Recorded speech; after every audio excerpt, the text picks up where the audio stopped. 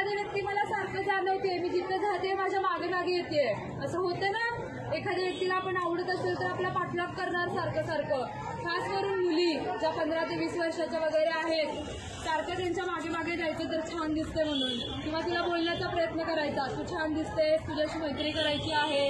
शाळेतली मुलं मुली सुद्धा. त्यामुळे आपण आपल्या मुलांकडे जास्त लक्ष द्यायचं. ते घरी आल्यानंतर काय काय करतात आणि त्यांची संगत कशी आहे, ते कोणाकोणाच्या सोबत असतात, त्यांचं फ्रेंड सर्कल कुठलं आहे. बरोबर आहे, पटते मी सांगितलेलं. आपली खास करून मुलगी सुद्धा काय करते, कोणासोबत बोलते का, बोलण्याबद्दल जुमत नाहीये, पण मुली काय करतात हे तुम्हाला थोडक्यात सांगते.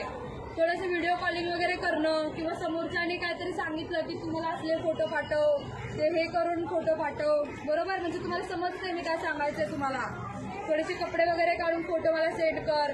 मग ह्या प्रेमात आंधळ्या असलेल्या पोरी काय करणार, फोटो पाठवणार. किंवा व्हिडिओ कॉलवरती काहीतरी त्यांच्या प्रायव्हेट रूम असतील तर तिथं काहीतरी करत बसणार आहे उद्योग. बरोबर, स्क्रीनशॉट मारायला किती वेळ लागतो व्हिडिओ कॉल केल्यावर. मग ब्लॅकमेलिंग करणार परत, तुझे हे फोटो मी व्हायरल करेन, मग तू माझ्यासोबत राहा, नाहीतर मी तुझ्या घरच्यांना सांगेन. मग जबरदस्ती चालू होते ना, इथून ब्लॅकमेलिंग चालू होतं ना.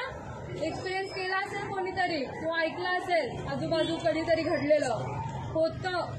खूप केसेस येतात या. त्यामुळे आपण चान्सेस नाही द्यायचा समोरच्या व्यक्तीला.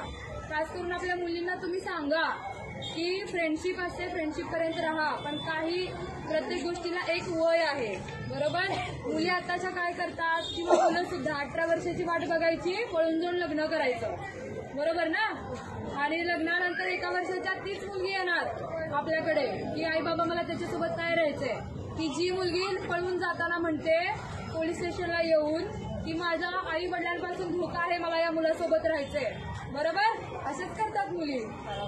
मला आई वडिलांसोबत नाही राहायचंय, मला ह्या मुलासोबत राहायचंय. आम्ही बघितलेलं आहे, असं येऊन स्टेटमेंट देतात. आणि मला आणि माझ्या नवऱ्याला माझ्या आई वडिलांपासून धोका आहे. ज्या आई वडिलांनी तुम्हाला जन्म